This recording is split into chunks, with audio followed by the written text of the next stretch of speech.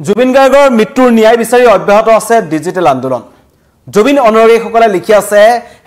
#justice4Jubin Garg আৰু সেই স্লোগানে এতিয়া 5.4 মিলিয়ন অতিক্ৰম কৰিছে কিন্তু তাৰ মাজতে একাংশই আক্ষেপ প্ৰকাশ কৰিছে যে এই #justice4Jubin Garg লিখা মানুহৰ সংখ্যা লাহে লাহে কমি আহিছে সোশ্যাল মিডিয়াত 19 সেপ্টেম্বৰৰ পিছৰ পৰা যি ধৰণে মানুহে #justice4Jubin Garg লিখিছিল এতিয়া লিখা নাই কাৰণ এই 5.3 বা 5.4 হতে 3 দিন লাগিছে বা এটো কৰবাত নহয় কৰবাত লিখা মানুহৰ সংখ্যা কমি আহিছে হয়তো কৰ্মব্যস্ততাৰ কাৰণে হ'ব পাৰে একাংশই হয়তো সৰকাৰৰ ওপৰত আস্থা ৰাখিছে কিন্তু তাৰ মাজতে একাংশই আক্ষেপ কৰি পেলাই কৈছে যে এতিয়া জুবিন অনুৰাগীৰ অভাৱ হৈছে এই কথাষাৰক লৈ একাংশৰ দ্বিমত আছে একাংশই কৈছে নহয় আমি জুবিন অনুৰাগীসকলে এতিয়াও জুবিন গাৰ্গৰ ন্যায় বিচাৰি #justice4Jubin Garg লিখি আছো জুবিন গাৰ্গৰ অবৰ্তমানত জুবিন গাৰ্গৰ প্ৰকৃত অনুৰাগী কোন জুবিন গাৰ্গৰ মিছা অনুৰাগী কোন এনেকুৱা বহু কথা ওলাইছে কিন্তু তাৰ মাজতে জুবিন গাৰ্গৰ প্ৰকৃত অনুৰাগীসকলে যিসকলে কোনো দল সংগঠন জাতি ধৰ্ম বৰ্ণ নিবিচাৰি যি সোশ্যাল মিডিয়াত নিৰন্তৰে লিখি গৈছে #justice4Jubin Garg আৰু সেই কাৰণে এই আন্দোলনটো বৰ্তমান অব্যাহত আছে লগতে জুবিন গাৰ্গৰ পত্নী গৰিমা শইকীয়া গাৰ্গ আৰু লগতে তেওঁৰ ভগ্নী পামী বৰঠাকুৰ তেওঁলোকে এই বিগত দিনকিটাত সদায় কিন্তু #justice4Jubin Garg লিখি আছে আৰু এই আন্দোলনখন অব্যাহত আছে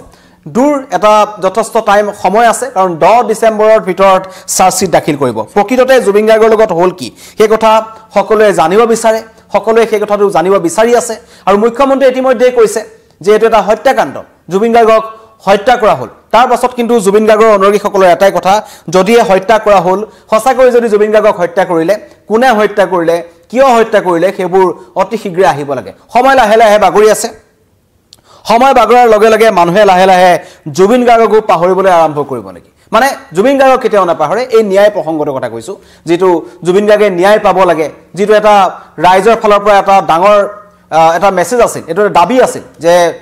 ন্যায় দিবই লাগিব আৰু মুখ্যমন্ত্ৰীৰ ওপৰত সকলোৰে আস্থা ৰাখিছে মুখ্যমন্ত্ৰী ইতিমধ্যে কৈছে যে এসআইটি হাতত এনেকুৱা কিছুমান ডাঙৰ ডাঙৰ তথ্য আহি পৰিছে এনেকুৱা কিছুমান ভয়ংকৰ তথ্য আহি পৰিছে যিবোৰে এই সমগ্ৰ ঘটনাটোক অধিক স্পষ্ট কৰিছে যে এটো এটা হত্যাকাণ্ড কাৰণ মুখ্যমন্ত্ৰী আৰম্ভণিৰ পৰাই এই সমগ্ৰ ঘটনাটোক হত্যাকাণ্ড বুলি অভিহিত কৰি আহিছে লগতে জুবিন গাৰ্গৰ পৰিয়ালৰ ফালৰ পৰা তেখেতৰ খুৰাক মনোজ বৰঠাকুৰে এই কথাটো স্পষ্ট কৰি পেলাই দিছিল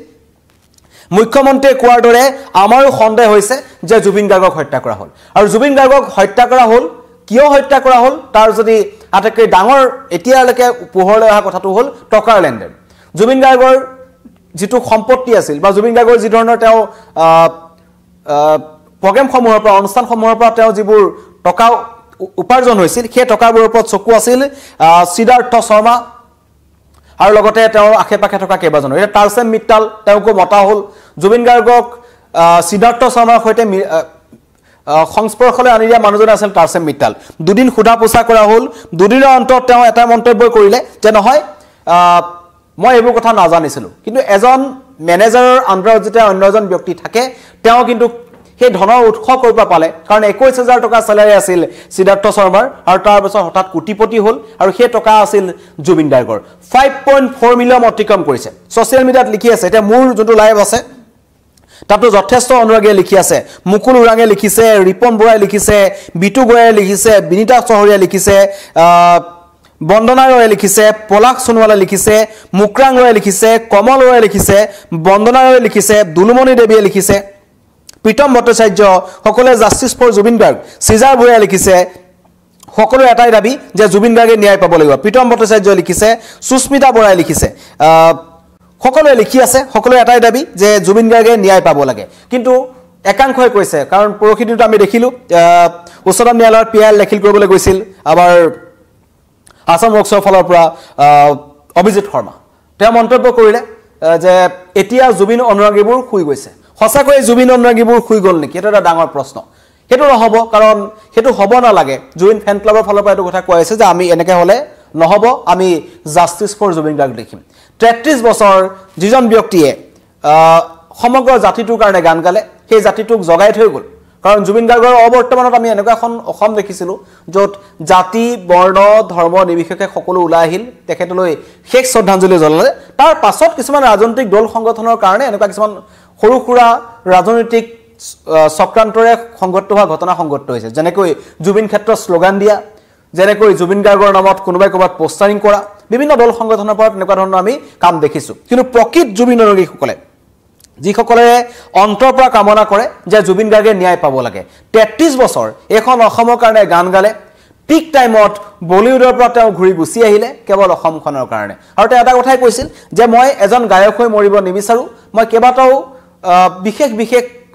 চৰিত্ৰ হিচাপে বা বিশেষ কামৰ কাৰণে মানুহে মোক জানক তেনেকৈ মই মৰিব বিচাৰোঁ এটা বিশাল ব্যক্তিত্ব লৈ মই শেষ হ'ব বিচাৰোঁ আৰু সঁচাকৈয়ে জুবিন গাৰ্গ সাগৰত এটা বিশাল ব্যক্তিত্ব লৈ শেষ হৈ গ'ল কিন্তু তাৰ পাছত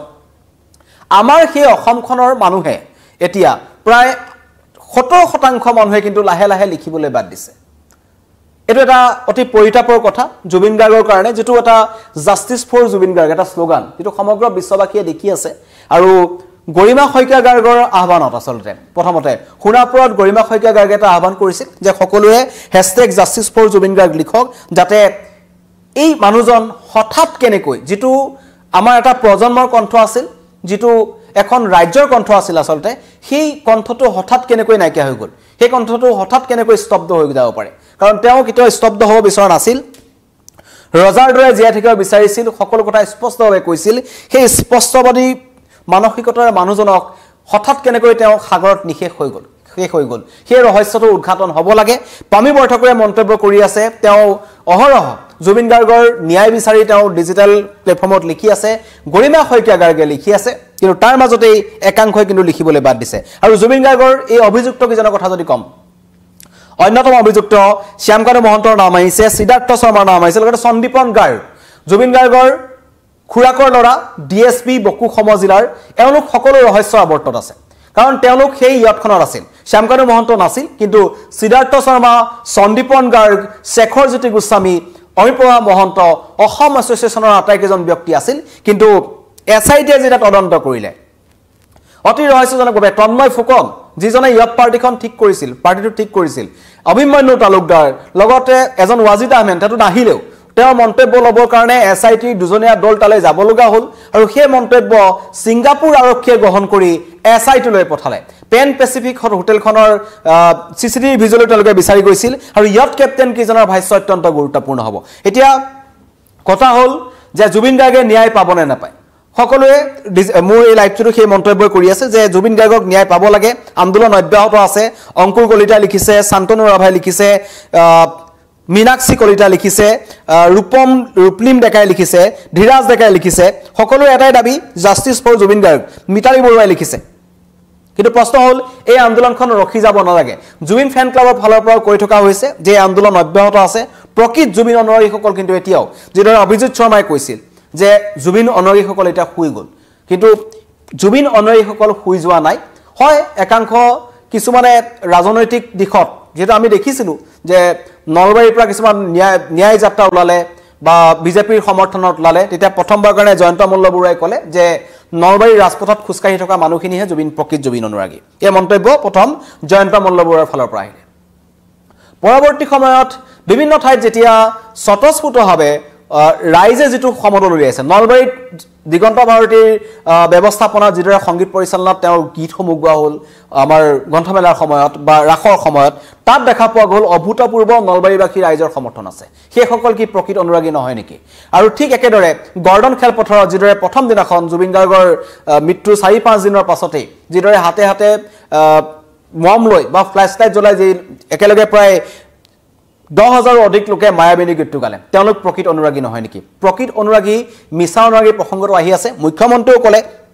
যে মিয়া লোকসকল জুবিন গাৰ্গৰ প্ৰকৃত অনুৰাগী নহয় তেওঁলোক মিছা অনুৰাগী উচ্ছেদৰ ভয়ত তেওঁলোকে জুবিন অনুৰাগী হৈ দেখুৱাইছে তেনেকুৱা অভিযোগ উত্থাপন হৈ আছে কিন্তু তাৰ মাজত এই ডিজিটেল আন্দোলনখন কৰবাত নহয় কৰবাত শব্দ হ'ব নালাগে ৰৈ গৈছে নেকি বহুতে সেই প্ৰশ্ন উত্থাপন কৰিছে আৰু হয় এটা কথা হয় এটো এটা একদম অপ্ৰিয় সত্য কথা যে #JusticeForJubin লিখা মানুহৰ সংখ্যা লাহে লাহে কমি আহিছে হেতু একদম অপ্ৰিয় সত্য কথা #JusticeForJubin Garg লিখা মানুহৰ সংখ্যা আমাৰ ৰাজ্যত কমি আহিছে জুবিন গাৰ্গৰ কাৰণে ন্যায় বিচাৰি এটা হ্যাশট্যাগ দি #JusticeForJubin Garg লিখা মানুহৰ সংখ্যা কমি আহিছে কমি আহিব পাৰে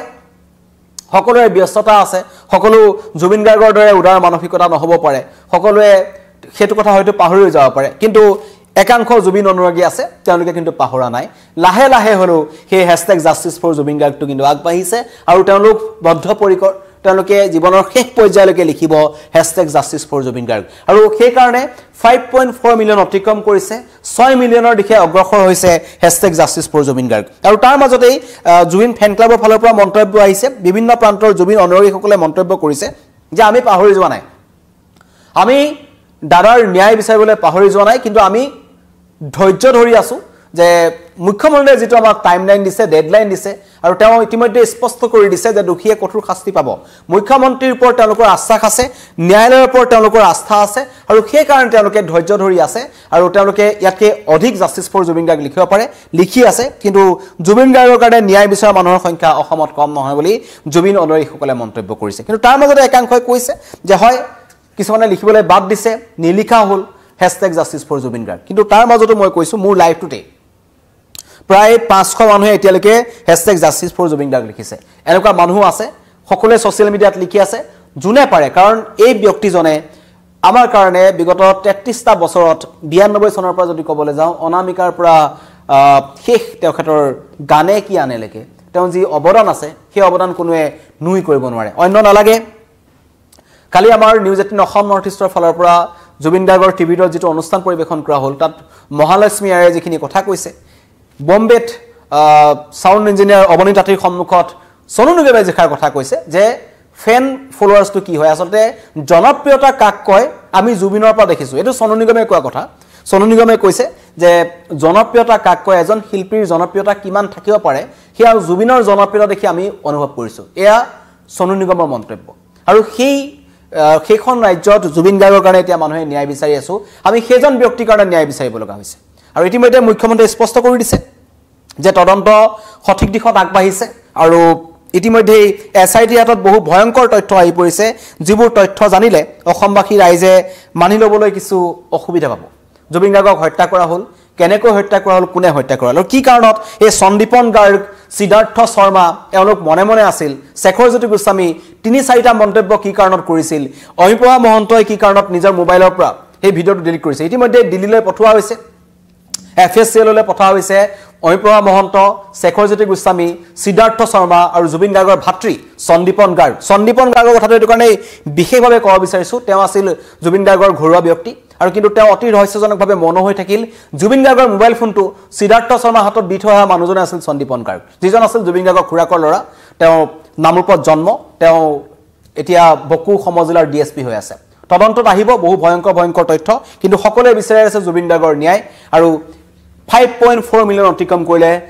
#justice4Jubin Garg একাংশই কৈছে লিখাৰ গতি হ্ৰাস পাইছে বাকিখিনি জুবিন অনুৰাগীসকলৰ ওপৰত থাকিব তেওঁলোকে জুবিন গাৰ্গৰ কাৰণে কিমান ন্যায় বিচাৰে ধন্যবাদ